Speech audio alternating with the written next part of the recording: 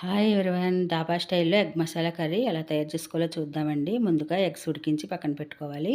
4 onions, ఒక టమాటా, పచ్చిమిర్చి cut చేసి పక్కన పెట్టుకోవాలండి. అలాగే మసాలాల కోసమని జీడిపప్పు, ఎండుమిర్చి, జీలకర్ర, ధనియాలు, యాలకులు, లవంగాలు, అలాగే దాల్చిన చెక్క లైట్గా ఫ్రై చేసి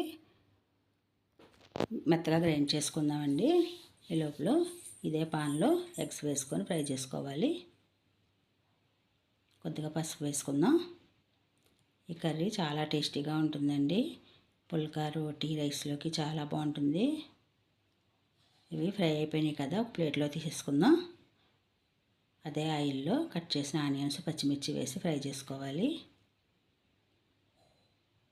ఇవి ఫ్రై అయ్యే లోపల మనం ఈ మసాలాలు మెత్తగా గ్రైండ్ చేసుకుందామండి.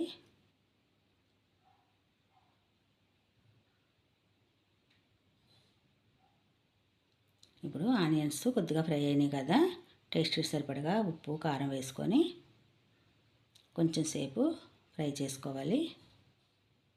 నెక్స్ట్ టమాటాలు కూడా యాడ్ చేసుకొని బాగా కలుపుకోవాలండి. ముందుగా గ్రైండ్ చేసి పెట్టుకున్న మసాలాలు కూడా వేసుకొని కొద్దిగా కొత్తిమీర వేసి కొంచెం సేపు ఫ్రై చేసుకోవాలండి. ఇప్పుడు ముందుగా ఫ్రై చేసి పెట్టుకున్న ఎగ్స్ కూడా వేసుకొని బాగా ఫ్రై అయిన తర్వాత ఒక హాఫ్ గ్లాస్ వాటర్ వేసుకొని కొంచెం కొత్తిమీర చల్లుకొని మూత పెట్టి కొంచెం సేపు మగ్గించుకోవాలండి.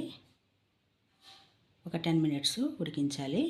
గ్రేవీ దగ్గర పడింది కదా, ఇప్పుడు ఒక హాఫ్ కప్పు పెరుగు యాడ్ చేయాలండి.